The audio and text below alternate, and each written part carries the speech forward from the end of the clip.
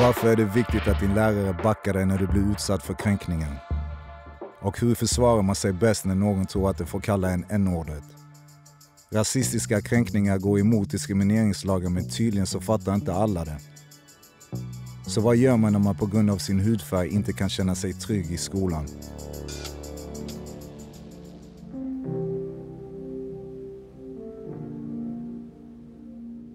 Det är 2016 nu. Vita människor äger inte svarta människor längre.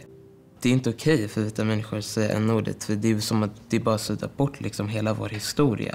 Om man går och säger till en lärare liksom, men det här hände precis, jag blev precis kallad för n-ordet av den här eleven, så är det alltid bara så här, okej, då får han eller hon säga förlåt. Och sen var det inget mer med det.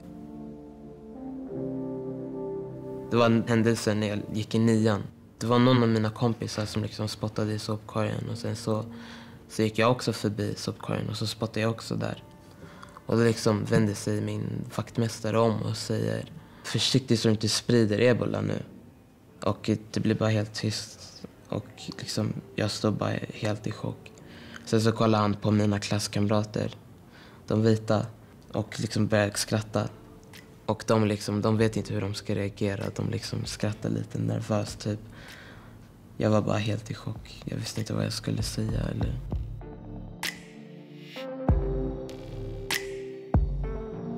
Man vet att de här människorna ändå någonstans vet att det inte är okej att nämna de här orden, men de väljer att göra det ändå.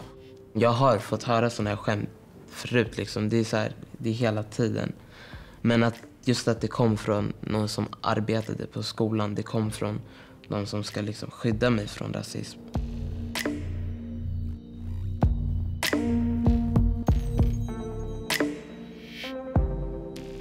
Så fort min mamma nämnde att hon hade anmält skolan, det var där någonstans de började liksom så här säga till mig hela tiden: ja men Theo, vi hoppas du vet att vi tar dig på allvar. De yrkade på ett skadestånd och som vi fick till slut. Det var efter det de började snacka med den här anställda på skolan. Till slut så bestämde de tillsammans att han skulle sluta jobba där. Jag antar att efter allt så kändes det ändå bra att någonting hade blivit gjort liksom.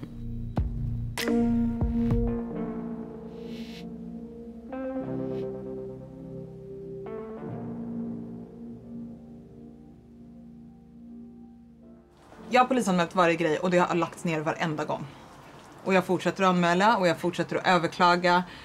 Och det känns inte kul som mamma. Att det är tillräckligt att ni får vara med om de här sakerna, men att sen dessutom ingen bryr sig. Det har gjort ont varenda gång. Så att för mig var det såklart väldigt, väldigt skönt. Alltså att ni fick se att nej, man ska inte komma undan med sånt här. Och det är inte okej. Till exempel den här händelsen. Jag kanske inte ens hade gått hem och sagt det till dig överhuvudtaget. Om det inte vore för att du hade lärt oss så tidigt att, så här, att vi inte ska acceptera saker. Och att vi alltid ska stå upp för oss själva. Ja, och Kendra, du blev ju också redan, var det i mellanstadiet eller lågstadiet, du blev kallad n-ordet, h-ordet. I 3:an eller 2:an. Det har hänt så mycket saker. Alltså så här, rasistiska händelser som har polisanmält till exempel. Som det inte har gjorts någonting åt. Och det känns så här, man pallar typ inte. Men sen nu när man fick se att det här faktiskt, alltså det gjordes någonting åt saken. Att så här, man fick typ lite hopp. Jag vill känna den tryggheten att ni är starka individer som kan ta vara på er själva, som kan era rättigheter och som alltid står upp för er själva. Sen vinner man inte varje gång, men det viktigaste är ändå den känslan liksom.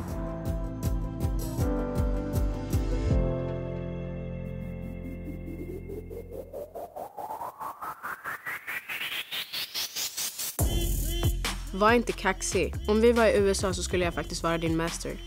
Hur mycket kostar de där afroamerikanska bollarna? Jag förstår att du blir kränkt över att jag sa house nigger på föreläsningen. Jag ska försöka att inte göra det igen. Allihopa, vi kör president! I vissa sammanhang är det okej att säga neger. Det är inte direkt svarta människor som poppar upp i mitt huvud när jag tänker på kompetens. Ni är inte direkt smarta. Jag älskar n-brudar. Jag fick en fläskläpp idag på träningen. Nu måste folk tro att jag är från Afrika. Jag kan väl fortfarande vara din nigga även fast jag är vit. Alltså n-ordet är inte så farligt. Jag säger det hela tiden, alltså vadå?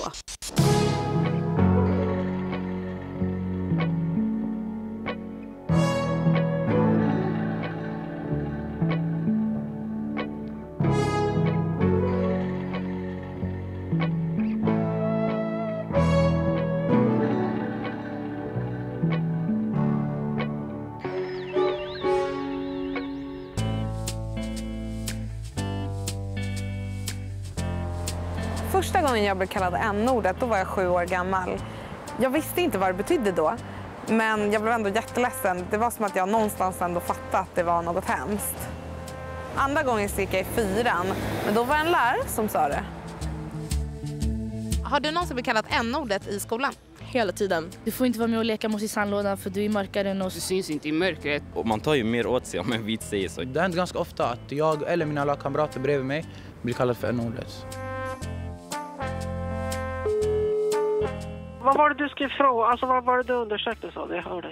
Om hur man hanterar n-ordet i skolan. Och då n-ordet?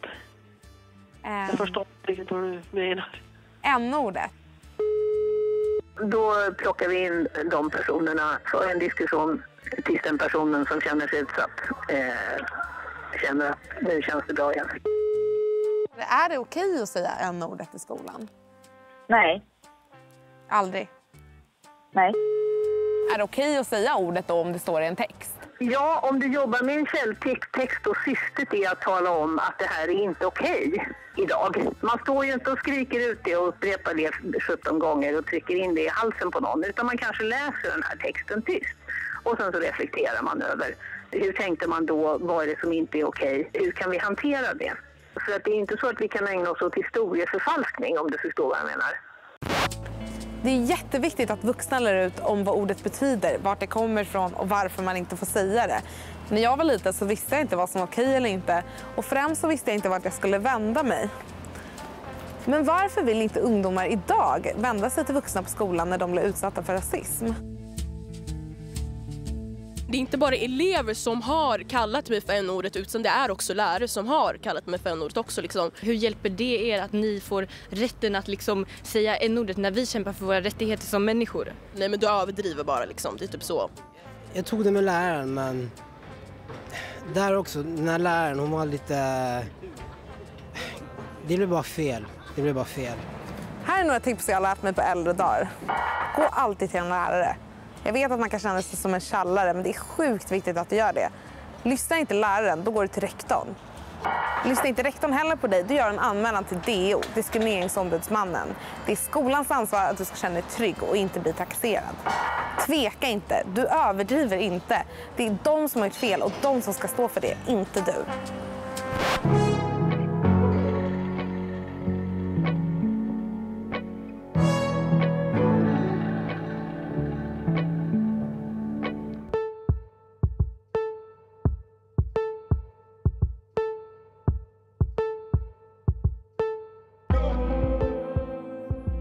I Sverige har begreppet alltid haft en negativ betydelse.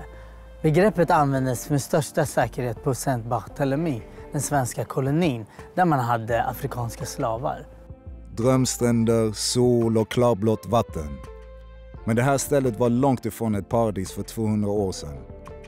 Det här är Saint Bartholomew, eller Saint Bart som det kallas i Västindien. Här handlade Sverige med svarta slavar från Afrika. Huvudstaden Gustavia har fått sitt namn efter vår egna kung, Gustav III. Det var han som köpte ön 1784 och sen handlade Sverige med slavar i över 60 år. Slavarna ägdes av svenskar och hade inga rättigheter och kallades för n-ordet. Slavarna piskades med en så kallad n-piska när de inte gjorde som ägaren ville. Det används som en motsatsbild till vit, till människa. Ni är slav, ni är jobb, ni är göra och så vidare. Ingenting av det är positivt. När man vet historien bakom ordet blir det uppenbart varför man inte ska använda det. Och det betyder inte bara svart. Vi har ett ord för svart i svenska. Det är svart. Det är ett rasistiskt ord med en riktigt hemsk historia.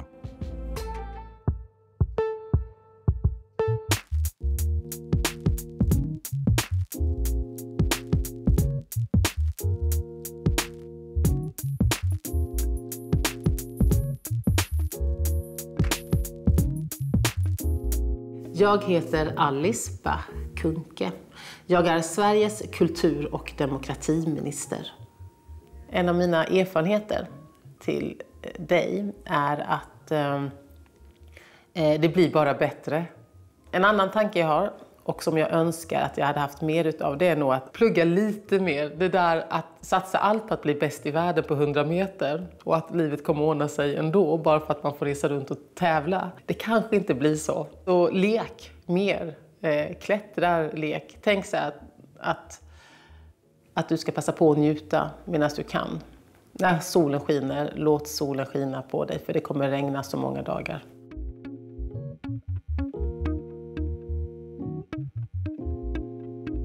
Är det något mer?